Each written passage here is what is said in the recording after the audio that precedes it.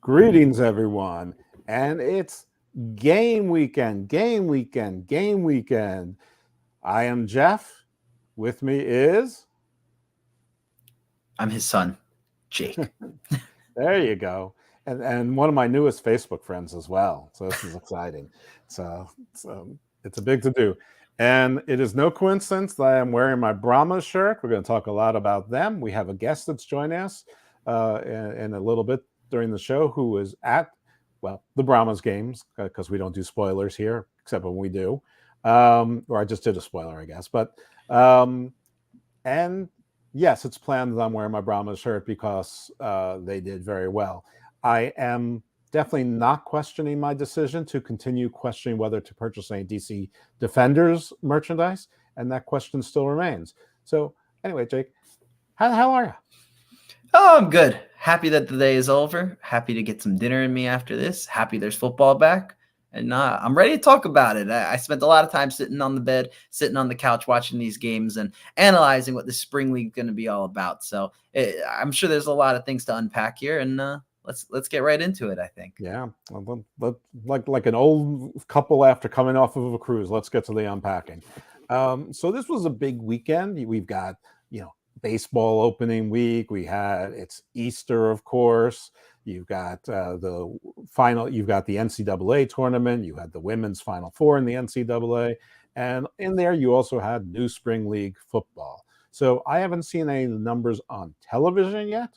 I'm hoping to find that shortly. Ratings usually don't come out till 4:00, and then they seem to be delayed.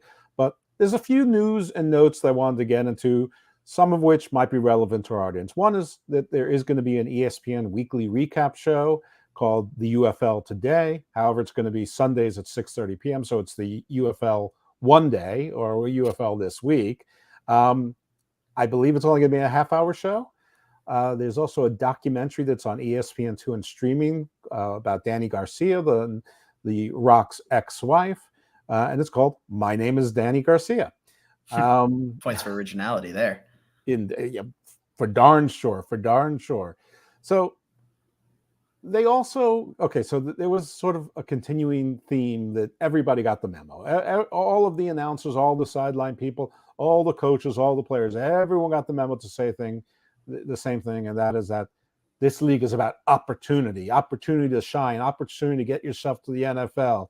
So, nothing surprising there, except they've chosen that as their message as opposed to, invest in these players, invest in our team. So, did you notice anything about that? Yeah, I felt like it's a good message, and I think it's one that's more geared towards the future players and less about the fans, which I thought was a little interesting. I think we talked about it last week. I still think that the UFL itself, they need to work on a little bit their website. It's very hard to find the box scores of these games. I think they need to work on a little bit of their marketing, making it just a little bit clearer. I think they're being very, I don't want to talk badly, but I think it's just very generic, very bare bones, as we've mentioned. So I think they're really trying to get more players to come. I think there's a number of college athletes who either aren't on NFL teams currently or maybe future guys that are going to go undrafted that they're trying to target and just continue to get more talent. We've mentioned that they want to be expanding, and I think they're really targeting those folks out there that are talented athletes that can help enhance the game, especially as they expand teams, which means more players on these rosters. And I think from what we saw a lot of really good competitive defensive football. And I think this is more geared towards being offensive. And so I think they're looking for that next generation to continue the league further and further on. So I thought it was very interesting, their messaging, but I thought there's a lot to take away from it. And I do think that, even though the show is only going to be once a week recapping it, I think they had some really top tier broadcasting crews with none other than Jake Butt on the sideline. I know we found that funny, but I think they had a lot of big name guys on these broadcasts. I think the broadcasts were very well done. And you so should be Jake, not Butt. I have a butt, but I'm definitely not Jake Butt. So we can go with that. But I don't know. I think it was very intriguing. And I think for week one, it was a step in the right direction. There's definitely a long way to go, but there is opportunity. And we saw it. There were a lot of players that took advantage of that opportunity this past weekend. Yeah, folks, obviously I'm the immature one. Speaking of immature, Tracy Morgan was on board, so that was great. He did an introduction. Tracy Jordan, one of my favorite characters from 30 Rock, so it was good to see Tracy Morgan. They also very much let us know who some of the sponsors were, and they listed a bunch of them: Gatorade, Molson Coors, Progressive Insurance, Terra Mata Tequila, which I'm sure is the one that The Rock is involved with, CBA, CBD, Coxton, Westgate Partners, ZOA, Jersey Mike's, and the Army, of course, the U.S. Army. People don't realize that the Department of Defense pays the sports leagues to have the national anthem sung. It's not some sort of patriotic duty before a sporting event, which is why you don't have it before your typical Broadway play or all other things. Money makes the world go around. Exactly. The marquee game that they were selling was XFL champion versus USFL champion, which was Birmingham versus St. Louis.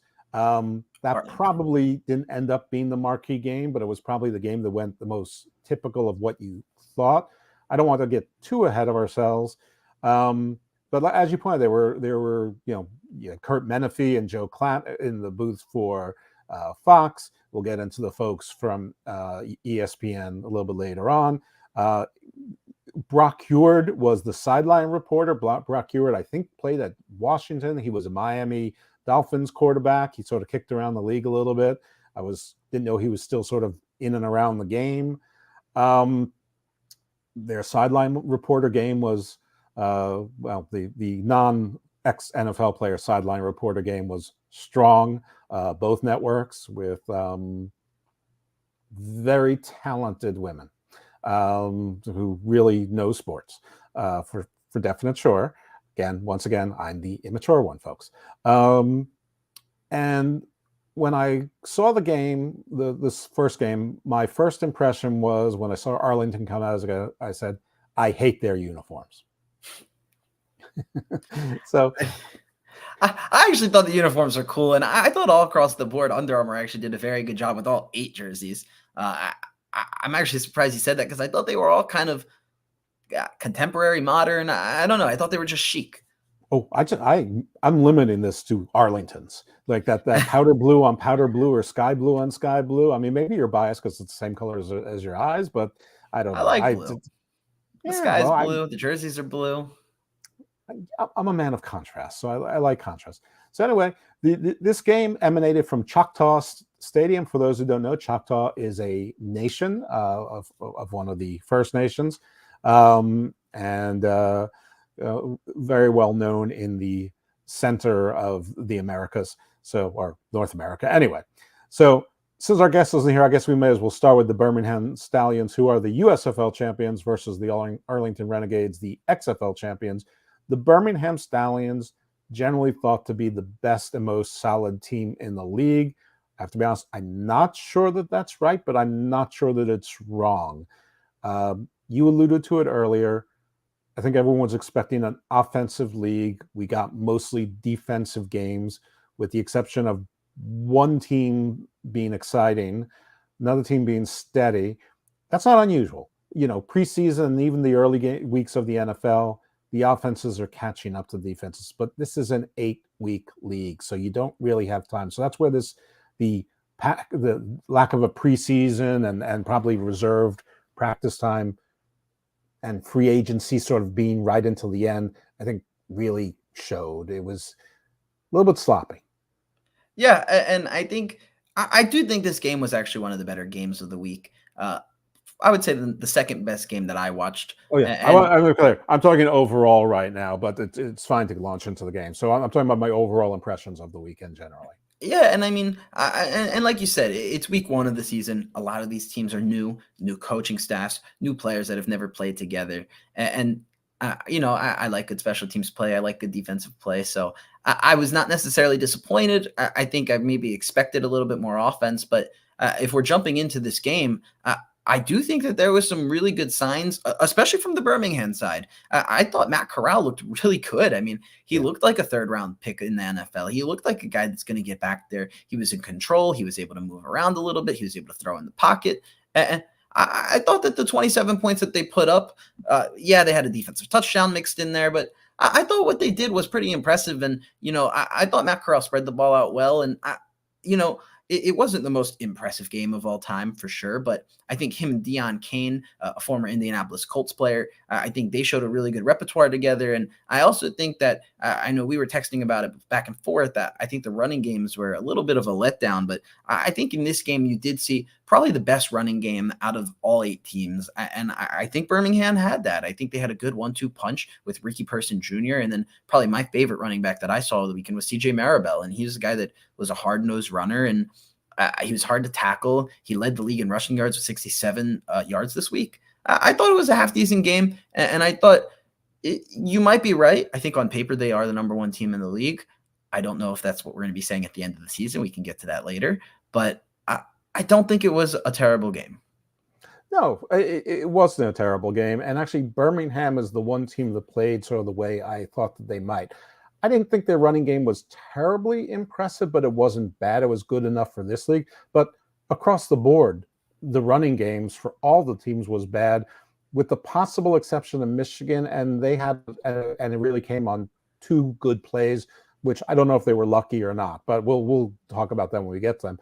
But Birmingham ran what you would consider to be a traditional NFL offense, and they have a very strong defense. There were other teams which it seemed to me they tried to run a traditional NFL offense and failed, where their defenses succeeded. As a matter of fact, all of the defenses looked pretty good.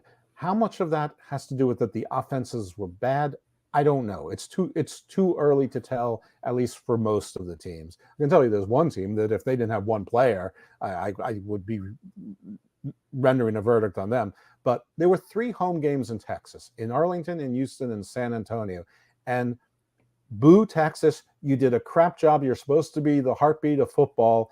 And no, not one of your teams had more than 14,000 people in attendance.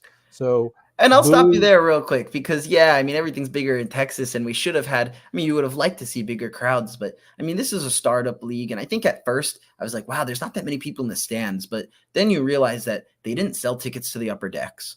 And I think for the most part, the lower decks were pretty filled out. And I actually thought that the crowds were a little bit louder than I thought that they would be. I think Houston's crowd was pretty rowdy. I mean, goes with the name Roughnecks. I think that San Antonio's crowd really showed up. They were showing some fans in some crazy costumes that I really liked, some wrestling Rey Mysterio type masks. And Luchador, yes, that's a proper word. I like Rey Mysterio though. But I figured that one would hit with you. Yes, WrestleMania weekend coming up. You learn something new every day. But I actually thought that the crowds did a decent job for this being, week 1, a new league. And again, 3 games in Texas. I mean, yeah, there's a lot of people in Texas, but you can only expect so many people to show up. And they showed up, they showed out. I think the people that were there were really passionate. And I think that's what most important. Well, The Rock was in attendance for this game. And as The Rock would say, how do you think the attendance was? It doesn't matter what you think, is what he would say. Rudy Poo's jabronis, I'm saying here, I'm old enough to tell you, that was bad attendance. Yes, they didn't sell in the upper decks. Yes, they didn't sell in the end zones, but you still could have had 30,000 people in there if you just filled in the lower bowl. But listen, you had like something like 9,400 in one game, 14,000 in another game, and then I think the other 2 were in the 9s. Maybe one was 11, but whatever it is. Yeah, it ends up being an average of about 11,000 fans per game. Right. And listen, yes, it's a startup league, but at the same time, it's a startup league. It's the first game. It's history. Now, listen, there were a lot of sporting events. It is Easter weekend. A lot of schools are on vacation. A lot of kids are in home. And so, we can give it a little bit of pass. But before we get into the ins and outs of this game more than we already have, we do have our guest. And so we're going to skip ahead because we have our person from the ground. It was at the San Antonio Brahmas game. Neither one of us even know this person, but she's going by Ray, so that's what I'm going to call her, just Ray. And she's an acquaintance of a friend of mine that I've known for a bit. I'm not even sure what their relationship, and nor am I going to ask her. So there's nothing to do with the show. The show is all about her experience as a San Antonio Brahma fan. So everyone, give a warm welcome to Ray.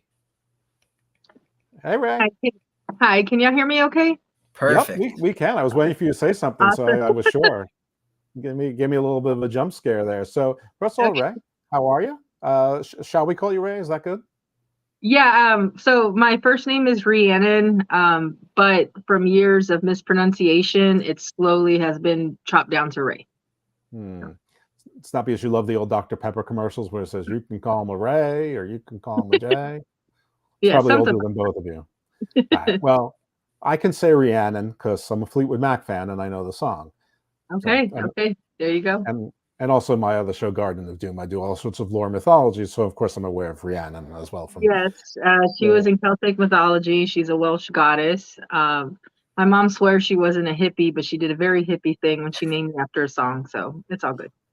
There you go. And folks, my St. Patrick's Day episode of Garden of Doom was on the Celts. So there you go.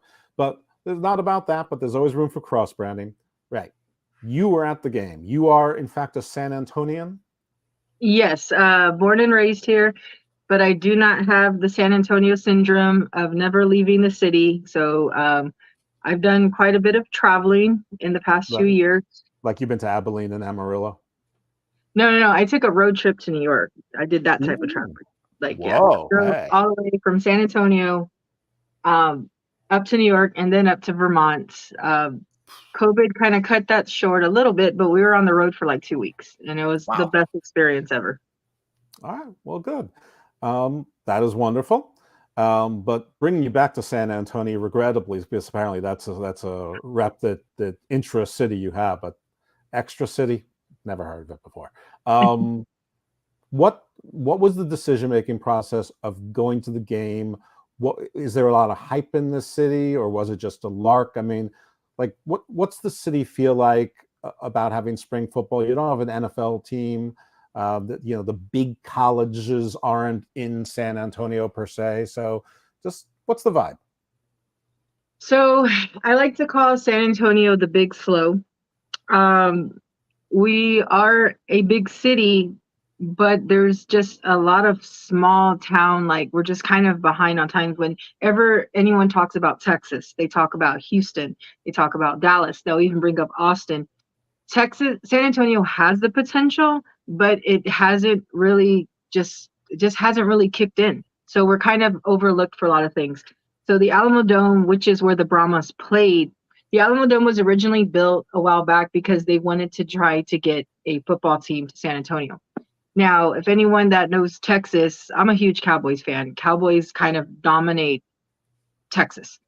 It didn't fall through. We've tried to get a soccer team. We've tried to do all these little things. So when the idea of having like a team, an XFL brought in the Brahmas and, they joined the UFL, it was like, there's like a huge following for that. Like we have a dedicated fan page. People are getting really hyped because it's like, awesome. People are getting really hyped because it's like it is the one thing that our city needs. Like we love football. Like it's a great fix for me. And so August comes back around. It's the city needs this. And we had I just want to kind of throw out some numbers. Our attendance was I'm sorry, I pulled up my notes here. I did my homework. It was 13,164, which is great for an Easter Sunday, given it was 11 o'clock in the morning. And people were tailgating and people were there. So, I want to hype up our city because positive spin. I like that because you're right. It was Easter morning, which is a very traditional brunch and family kind of day. You know what, Jake? You were right. I was wrong. He's been negative about this whole time. I've been negative my whole life. My mother called me Negative Norman when I was a kid. It's not my fault. Oh, wow. Okay. Yeah. There's a fine line between being negative and being a realist. I kind of go between, but I I love San Antonio. It's like kind of a love-hate relationship because our city has so much potential that it does not capitalize on, you know? And don't get me wrong, I understand that we're bringing in like, we have this place called Southtown where they're bringing in like kind of the newer age stuff, kind of keeping up with times, but we're like Fiesta Central. So I really would like to see us incorporate on the culture we do have and Well, that's enhance great. that. Because your mother, the hippie, will fit into the whole Riverwalk thing there of the town. But so you were pleased. So what was the vibe in the game? Like what are the ticket prices? What's the range? I saw some complaints from Houston fans about the costs of everything. Frankly, they struck me as typical costs at events of this nature. But like, what was your impression? What was the fan experience like? And then we'll get into the game a little bit. Okay, so for the tickets, I was actually able to get a good deal. They were like $22 each. I was able to get a 4-pack. We were in section 126. We literally were at the corner of the end zone. Like I could throw a football onto the field. Like that's how pretty good of seats we had. So with tax and everything, it came out How's to your maybe arm? Do like, you have a strong arm, or do you have like an average arm? no, I just try to appear like it's strong. I mean, if it looks strong on there, hey, we'll run with that. Would you have run a crisp spiral, or would have sort of floated and wobbled there like a duck? It kind of would have probably wobbled, but in my mind, it would have looked crisp, and that's what we would have went with. That's fine. Jake, do you have any intelligent questions for her? I mean, I wanted to hear about the fan experience. I feel like I want to hear, what did a beer cost? What did a hot dog cost? How were the fans? Was it rowdy? I mean, you said there was some tailgating going on. I mean, and I thought it was a great game, so I have to assume that the fans were behind the team. So I want to hear a little bit about the experience itself. So the cost is the Alamo Dome. It was pricey. I spent for a strawberry daiquiri. I spent close to $20. This might be our first comment from a stranger, so I want to acknowledge Tay to Turtot. Thank you for joining us. Welcome. I hope that this becomes a regular thing for you, and tell all your friends and even your enemies. So a strawberry daiquiri was about $20. I got the kids. They got a popcorn, literally a popcorn, cotton candy, 2 drinks and a water, and that was like $35. So total, I spent about $60 on snacks, $30 for parking. So a little hefty. So I would definitely recommend to tailgate because you can bring in your own food. You can eat something before you actually get into the dome because everything there is going to be pricey. I will say that. Merch was about standard now is about $40 and up. You know what, Ray? I credit you for bringing Tay on board. Ray, the Ray-Tay connection. That arm of yours is strong again. Well, I mean, that sounds like prices for like, a minor league baseball game. Typical, parking, $20 to $40 for the day. The food prices. I'm sure that the vendors don't set their own food prices. I'm sure the stadium sets the food prices, and they're the same whether it's a concert, whether it's a XFL or UFL, whether you get a baseball game town or whether you have a football game. I'm sure it's always the same, and that's one of the things that I think that most people don't realize is that the league and the stadiums and the event, these are all separate contracts. There's all sorts of things working together, but like the Brahmas couldn't tell the vendors, hey, charge $7 for a hot dog. Now, maybe the league could do that and they would subsidize it, or maybe the vendors